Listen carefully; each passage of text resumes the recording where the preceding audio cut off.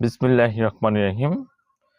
প্রিয় এসএসসি পরীক্ষার্থীরা, 2026 সালে তোমরা যারা পরীক্ষা দিবে তোমাদের জন্য আমি সাজেশন তৈরি করছি। তোমরা বিগত বছরগুলোতে আমার সাজেশনগুলো কিন্তু যারা পরীক্ষা দিয়েছে খুব ভালো করেছে। সাজেশন বাংলা প্রথম পত্র আজকের প্রথম পর্বে আমি তোমাদের ক্লাস শুরু করছি।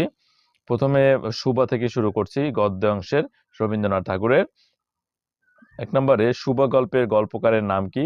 রবীন্দ্রনাথ ঠাকুর। সুবা গল্পটি রবীন্দ্রনাথ ঠাকুরের কোন গ্রন্থ থেকে সংকলিত হয়েছে? গল্পগুচ্ছ। শিশুকাল থেকে সুবা নিজেকে বিধাতার অভিশাপ ভেবেছেন কেন? সকলের দুশ্চিন্তা প্রকাশে। সুবা মুক্তির আনন্দ কোথায় খুঁজে পায়? বিপুল নির্বাক প্রকৃতিতে।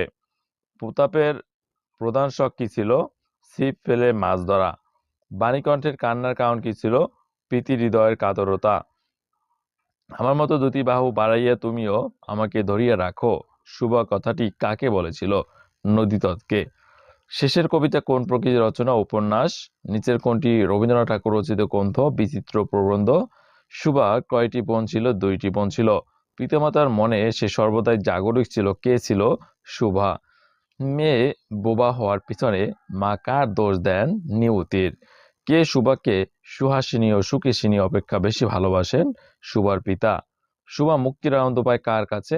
নির্বাহ প্রকৃতি। সুভার ভাষার অভাব পূরণ করে দেয় কে? প্রকৃতি। মধ্যাহ্নে মাঝিরা কোথায় যেত? খাবার খেতে। সুভার দিনের মধ্যে নিয়তির কতবার গোয়াল ঘরে যেত? সুভার দিনের মধ্যে নিয়মিত কতবার গোয়াল ঘরে যেত? 3 বার।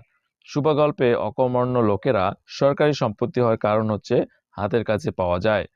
প্রতাপের ছিল প্রতাপের ছিপ ফেলিয়া মাছ ধরার প্রধান শখ ছিল সহজে সময় কাটানোর জন্য। প্রতাপের সাথে কার প্রায় সাক্ষাৎ হয়? সুভার।